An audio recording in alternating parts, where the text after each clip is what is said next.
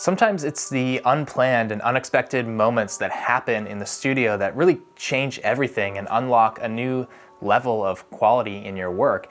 And for me, one of the most life-changing experiences I had was being in the room for a Jonas Brothers session. Yep, that's me with the Jonas Brothers and the team. Fun fact, I actually drove Nick and Joe Jonas around Toronto in the front seat of my car during this session, and I didn't think much of it or really know who they were at the time, but then a year later, they came back to Toronto for a TV special and it looked like this. The producer on this session was John Fields, and he was also engineering it, and the process was super interesting. So the Jonas Brothers were shooting a movie all day long, like 7 a.m. to 7 p.m. Then they would come into the studio for about 2 hours and they'd work on song demos, just rough stuff with acoustic guitar, some scratch vocals, talk about how they wanted the song to be, and then they would leave. Then the next day, John and the session drummer would basically arrange and record the entire thing so that the Jonas Brothers could come back in that night, record the vocals, and work on the next song. And they would just repeat that process. And by the end of the day, it sounded like a hit song you would hear on the radio. That was a huge light bulb for me because I was used to getting kind of crappy source tracks and then spending hours upon hours trying to fix it in the mix. Whereas with John, his stuff sounded like a finished record the entire time during tracking. And what makes that even crazier is he was working so fast. Like, I've never seen anyone fly around Pro Tools like that, and he never got hung up on gear decisions or what mic to use or anything like that. Me, being a total amateur at the time, would spend an hour tweaking a guitar tone and choosing a microphone and agonizing over the decision, whereas John would get an idea for a guitar part, and he'd be like, all right, we need a Gibson into a JCM 800. Let's see how the 57 sounds. No, I think the Royer ribbon mic sounds a little better. Okay, let's go. And within 3 minutes, he was laying down the part. The gear completely disappeared. There were no mic shootouts, no second guessing anything, no discussions about what kind of equipment should be used. It was just go the entire time. So I immediately started changing how I worked. I started spending way less time shooting out tones and figuring out what gear to use, and focused on just keeping the flow of the session going and becoming a really fast engineer, while at the same time making sure it sounded like a record right at the source, not waiting to fix it in the mix. Now, that session was 15 years ago, and it's still one of the high points in my entire studio journey.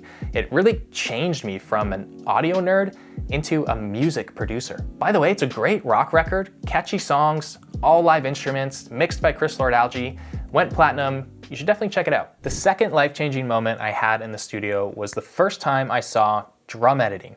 Now, I was recording a local band in my studio, and one of the guys in the band said, hey, I've got this friend who knows how to edit drums. It sounds great. Can you come in tomorrow night and show you how to do it? Of course, I felt super defensive. I almost didn't let it happen because of my ego. Side tip, ego ruins everything.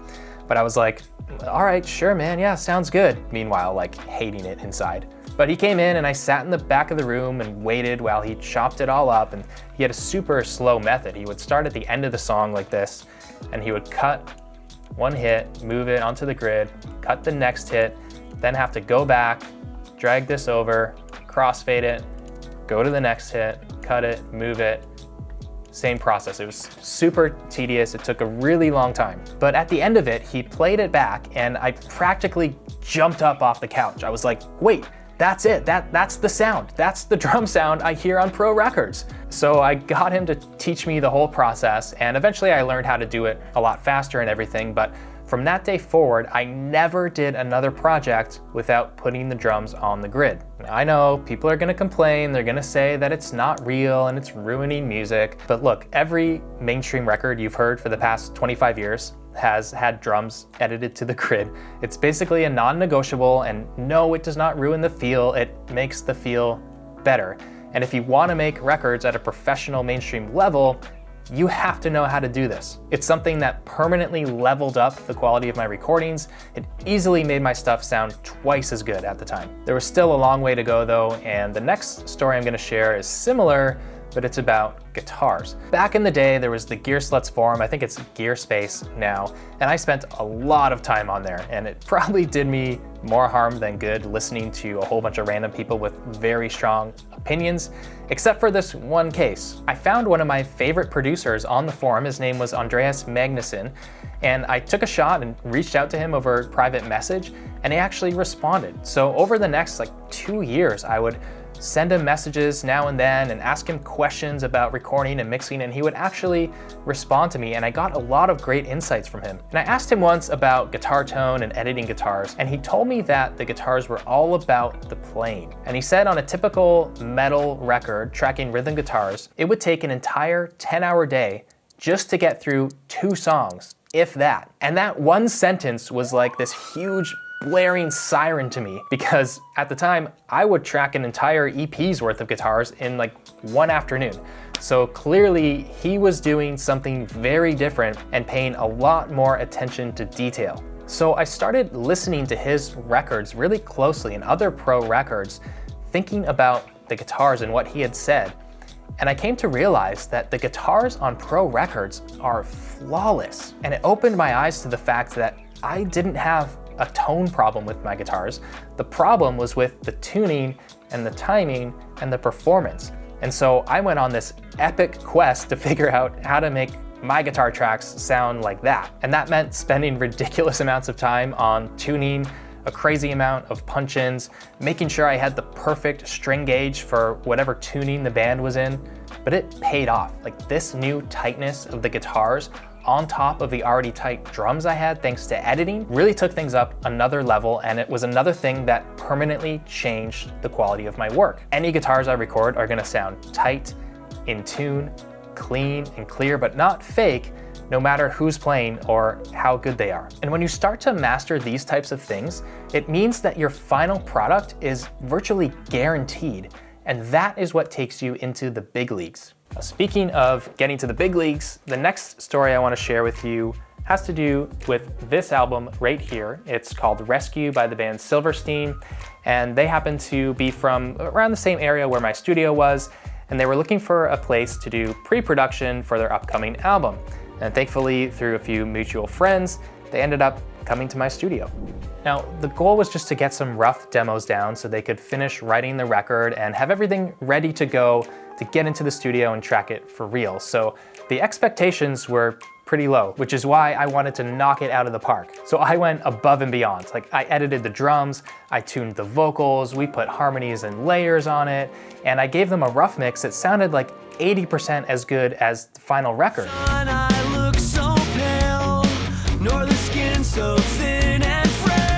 And it's crazy what happened. So they were supposed to fly up a bigger name producer from LA to Toronto to do the record, but he started becoming less and less available. And long story short, I ended up getting to produce and engineer the entire record. Now, I'll be honest with you, I don't think this is anywhere close to my best work. I don't think I was at an expert level yet, but this was my first credit from a recognized label with a well-known worldwide band, and this bumped up my credibility big time. I ended up working with Silverstein for years, made 2 more full-length records with them, plus a bunch of other B-sides and smaller releases.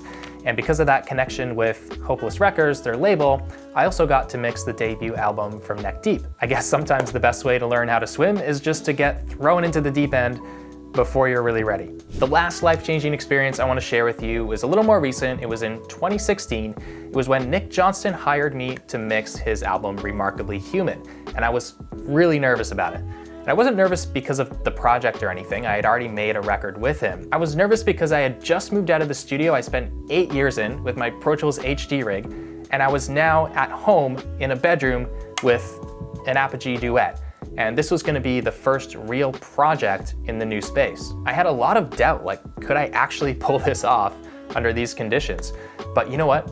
It turned out great. Nick even told me during the project that it was the best mix he'd ever gotten on an album. And actually to this day, it's his most successful album, and it's one of the mixes I'm most proud of in my career. Now, this was life-changing because it gave me that final bit of confidence as a mixer. It was all right, I can really do this anywhere, anytime, and I completely stopped worrying about things like what room I'm in or what gear I have. Not only that, it made me realize that you can get a better mix in an imperfect environment because it forces you to focus on the things that really matter versus being in a really silent, super treated room where you hear every little imperfect detail and end up chasing rabbit holes that don't matter. So if you made it to the end of this video, I'm glad, because the things I just shared literally helped change me into a professional engineer, producer, and mixer. And I hope that this sparked something for you, where this will be a part of your journey to making records professionally. Since you made it here, I've got one more bonus tip I want to share. One more small tweak I made that made a huge difference in the quality of my mixes